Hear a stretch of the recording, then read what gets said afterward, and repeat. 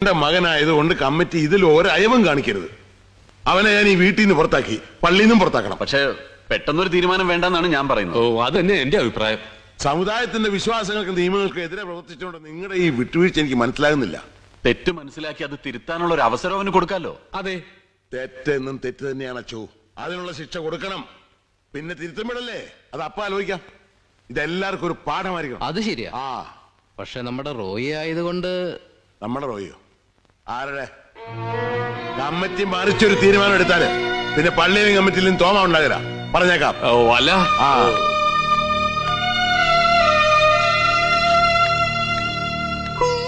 എന്ത് ദുഷ്ടത്തിനാ നിങ്ങൾ എന്റെ മോനോട് ചെയ്തത്? അവന് വേണ്ടി ആരും ഒരു വാക്ക് ഇവിടെ മിണ്ടിപ്പോരുത്. പള്ളിയിൽ നിന്ന് മാത്രമല്ല, ഇവിടുത്തെ റേഷൻ കാർഡിൽ നിന്ന് പോലും അവന്റെ പേര് ഞാൻ വിട്ടു.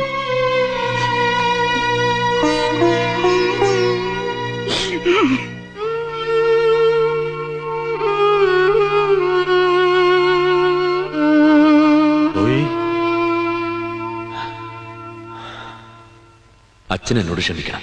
ഞാൻ ക്ഷമിച്ചിട്ട് എന്തിനാ? കർത്താവ് ക്ഷമിക്കണം, പിന്നെ എന്റെ അപ്പനും അമ്മയും ക്ഷമിക്കണം. നിനക്കിത് എന്തു പറ്റി എന്റെ റോയി? ദൈവം സ്നേഹമാകുന്നു അച്ഛൻ പ്രസംഗിക്കാറില്ലേ? ആ. ഞാൻ അവളെ സ്നേഹിച്ചു പോയച്ചോ? അത് തെറ്റാണോ? സ്നേഹിച്ചോ എന്ന് വെച്ച് ചാടിക്കയറി കെട്ടണമെന്ന് ഞാൻ പ്രസംഗിച്ചോ? എടാ, നീ ശരിക്കും ആലോചിച്ചിട്ടാണോ ചെയ്തേ? നിന്റെ അപ്പനോട് ആലോചിച്ചോ? എന്നോട് ആലോചിച്ചോ? മറ്റാരോടെങ്കിലും ആലോചിച്ചോ? അപ്പനോട് ഞാൻ സൂചിപ്പിച്ചതാ, പക്ഷെ കാര്യത്തോടെടുത്തപ്പോ അപ്പൻ കാലുമാറി.